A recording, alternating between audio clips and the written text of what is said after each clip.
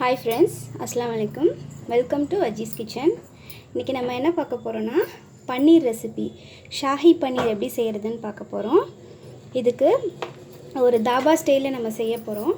இது வந்து எப்படி அந்த ஒரு டேஸ்ட் கொடுக்கிறதுன்ற ஒரு சீக்ரெட் இருக்கு. அது எப்படி செய்யறதுன்னு நான் காட்றேன். ஃபர்ஸ்ட் ஒரு பிளேட் எடுத்துக்கலாம். நம்ம கட் பண்ணி வச்சிருக்க கியூப் பன்னீர் எடுத்துக்கலாம். நான் கியூபா கட் பண்ணி வச்சிருக்கேன். இப்போ இதில் லைட்டாக மஞ்சத்தூள் ஆட் பண்ணிக்கிறேன். கொஞ்சமாக ரெட் சில்லி பவுடர், கொஞ்சமாக சால்ட் ஆட் பண்ணிக்கிறேன். இதெல்லாம் நல்லா உங்கள் கையை வச்சு நல்லா மிக்ஸ் கொடுத்துருங்க. ரெண்டு கையில் நல்லா ஒன்றோடு ஒன்று அந்த நம்ம போட்ட அந்த ஸ்பைசஸ் எல்லாம் ஒட்டி இதை வந்து நம்ம ஆயிலில் ஃப்ரை பண்ணி எடுத்துக்கலாம். இதை வந்து வெறுமையாக சாப்பிட்டாவே அவ்வளோ டேஸ்ட்டாக இருக்கும். இப்போ இது எப்படி ஃப்ரை பண்ணுறதுன்னு பார்க்கலாம். இப்போ அடுப்பில் ஒரு பேன் வச்சுருக்கேன். அதில் ஒரு ஸ்பூன்லேருந்து 1.5 ஸ்பூன் வரைக்கும் நம்ம எண்ணெய் சேர்த்துக்கலாம். எண்ணெய் சேர்த்துட்டு இப்போ நம்ம கலந்து வச்சுருக்க இந்த பன்னீர், இந்த உப்பு, காரம், மஞ்சத்தூள் எல்லாம் போட்டு கலந்து வச்சுருக்கோம்ல, அதை வந்து ஒன்று ஒன்றா நம்ம சேர்த்துக்கலாம்.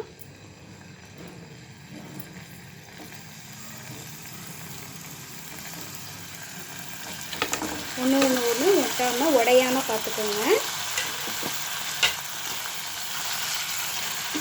ஒரு செமி ஃப்ரை மாதிரி எடுத்துக்கோங்க. ரொம்ப ஒரு இதாக வேண்டாம்.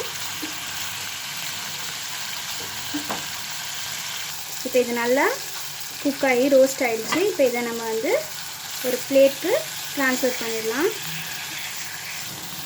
இங்கே பாருங்கள் எப்படி இருக்குன்ட்டு. இதை சும்மா சாப்பிட்டாவே அவ்வளோ டேஸ்ட்டாக இருக்கும். இப்போ இதை வந்து உடையாமல் நம்ம எடுத்துடலாம். இப்போ அதே ஆயிலில் அதே பேனில் இருக்கிற எண்ணெயோடு நான் வந்து எக்ஸ்ட்ரா கொஞ்சம் கீ சேர்த்துக்கிறேன். ஒரு கீ சேர்த்தோன்னா நல்லா நமக்கு ஒரு தாபா அந்த ஃப்ளேவர், நம்ம தாபாவில் சாப்பிட்ற ஒரு டேஸ்ட், அந்த ஃப்ளேவர் எல்லாமே நமக்கு நல்லா கிடைக்கும். அதனால் கீ சேர்த்துக்கிறேன்.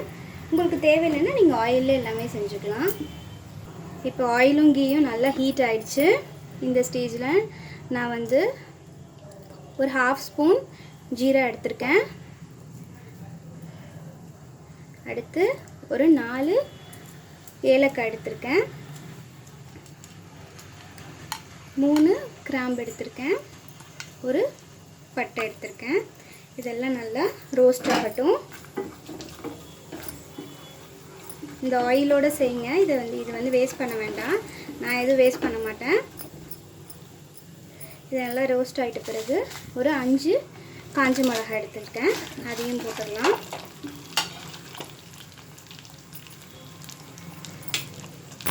இப்போ இது எல்லாமே நல்லா ரோஸ்ட் ஆகிடுச்சு. இந்த ஸ்டேஜில் நான் 3 வெங்காயம் எடுத்திருக்கேன். அதையும் சேர்த்துக்கிறேன். சின்னதாக கட் பண்ணி வச்சுருக்கேன். இதை வந்து நீங்கள் பியூரியாகவும் சேர்த்துக்கலாம், அப்படி இல்லைன்னா அரைச்சும் சேர்த்துக்கலாம், கிரேட் பண்ணியும் சேர்த்துக்கலாம். நான் வந்து கட் பண்ணி சேர்த்துருந்துருக்கேன். இப்போ இதோட உங்கள் டேஸ்ட்டுக்கு ஏற்றாப்புல உப்பு சேர்த்துக்கோங்க. இப்போ ஆனியன்ஸ் நல்லா குக் ஆகட்டும். இப்போ ஆனியன்ஸ் நல்லா குக் ஆகிடுச்சு. நான் வந்து ஒரு 1.5 ஸ்பூன் ஜிஞ்சர் கார்லிக் பேஸ்ட் எடுத்திருக்கேன். உங்களுக்கு தேவைன்னா நீங்கள் க்ரஷ் பண்ணி கூட போட்டுக்கலாம். நான் வந்து பேஸ்ட்டாக போடுறேன். இதுவும் நல்லா ஆனியன்ஸோட மிங்கிள் ஆகட்டும். இப்போ ஆனியன்ஸோடு நல்லா நம்ம சேர்த்த இஞ்சி பூண்டு பேஸ்ட் எல்லாம் மிங்கிள் ஆகிடுச்சு. நான் வந்து red chilli powder, try red chilli powder எடுத்துருக்கேன். அது அப்புறம் ஒரு 1/2 ஸ்பூன் கரம் மசாலா சேர்த்துக்கிறேன். அதையும் நல்லா மிக்ஸ் பண்ணிடலாம். மிக்ஸ் பண்ணிவிட்டு நான் இங்கே வந்து தக்காளியை வந்து அரைச்சி வச்சுருக்கேன். நீங்கள் அரைச்சும் சேர்த்துக்கலாம், இல்லை சின்னதாக கட் பண்ணி கூட நீங்கள் சேர்த்துக்கலாம். இப்போ இது நல்லா இந்த ரா ஸ்மெல்லாம் போகிற வரைக்கும் நல்லா குக் ஆகட்டும். இப்போ இந்த தக்காளி ஊற்றுனதில் நல்லா இந்த ரா ஸ்மெல்லாம் போயிடுச்சு. நான் வந்து 3/4 கப் தயிர் எடுத்திருக்கேன். கெட்டி தயிர் எடுத்திருக்கேன். அதையும் சேர்த்துடலாம். நல்லா ஒரு நல்ல ஒரு ஃப்ளேவர் கிடைக்கும் நமக்கு தயிர் யூஸ் பண்ணோன்னா. அதுவும் நல்லா கலந்து விட்டுக்கலாம்.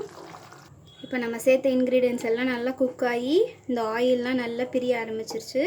ஒரு ஒரு ஒரு குட் லுக் கிடைக்கிது இந்த இதில் நமக்கு. இந்த ஸ்டேஜில் நம்ம ஆல்ரெடி ஃப்ரை பண்ணி வச்சுருக்க பன்னீர்ஸ் எல்லாமே சேர்த்துடலாம். இதை எண்ணெயோடவே சேர்த்துருங்க. அப்போ தான் நல்ல ஒரு லுக் கிடைக்கும் நமக்கு அந்த கிரேவிக்கு. இதெல்லாம் நல்லா சேர்த்துட்டு அடுப்பை சிம் பண்ணிவிடுங்க. லைட்டாக ஒரு மிக்ஸ் கொடுத்துட்டு நான் ஒரு பச்சை மிளகா ஸ்லைஸ் பண்ணி வச்சுருக்கேன். அதை கடைசியாக சேர்த்துருங்க. நான் அந்த பச்சை மிளகா ஒரு ஃப்ளேவர் நல்லாயிருக்கும் கடைசியாக சேர்த்தோம்னா. இப்போ இது இன்னும் கொஞ்சம் திக்காகட்டும். அப்புறம் நம்ம சர்விங் பவுலுக்கு மாற்றிடலாம். இப்போ இது நல்லா கொதிச்சு நல்ல ஒரு திக் கண்டென்ட்க்கு நமக்கு கிரேவி கண்டென்ட்க்கு கிடச்சிருச்சு. இந்த ஸ்டேஜில் நம்ம கொஞ்சமாக கொத்தமல்லி இலைகளை தூவிடலாம். இப்போ கேஸ் ஆஃப் பண்ணிவிட்டு நம்ம ஒரு சர்விங் பவுலுக்கு மாற்றிடலாம். இப்போ இதை நான் ஒரு சர்விங் பவுலுக்கு மாற்ற போகிறேன். பாருங்கள், அந்த பன்னீர்லாம் நல்ல ஒரு சாஃப்ட் ஆகிட்டுருக்கு. நம்ம ரோஸ்ட் பண்ணி ஆட் பண்ணனால நல்ல ஒரு சாஃப்ட்னஸ் கிடச்சிருக்கு. ஒரு ஸ்பைசியான ஒரு சூப்பரான பன்னீர் ரெசிபி நமக்கு ரெடி ஆகிடுச்சு. ஷாஹி பன்னீர் தாபா ஸ்டைலில் ரெடி ஆகிருக்கு. கண்டிப்பாக இந்த ரெசிபியை ட்ரை பண்ணி பாருங்கள். தாபாவில் சாப்பிட்ட ஒரு ஃபீல் கண்டிப்பாக உங்களுக்கு கிடைக்கும். ஒரு சூப்பரான ஷாஹி பன்னீர் நமக்கு சிம்பிளான டைமிங்கில் ரெடி ஆகிடுச்சு. கண்டிப்பாக இந்த ரெசிபி பெரியவங்கலேருந்து சின்னவங்க வரைக்கும் எல்லாத்துக்கும் பிடிக்கும். கண்டிப்பாக இதை ட்ரை பண்ணி பாருங்கள். உங்களுக்கு பிடிச்சிருந்துச்சுன்னா உங்கள் ஃப்ரெண்ட்ஸ்க்கெல்லாம் ஷேர் பண்ணுங்கள். மறக்காமல் வஜீஸ் கிச்சனை சப்ஸ்கிரைப் பண்ணுங்கள். பாய். தேங்க்யூ.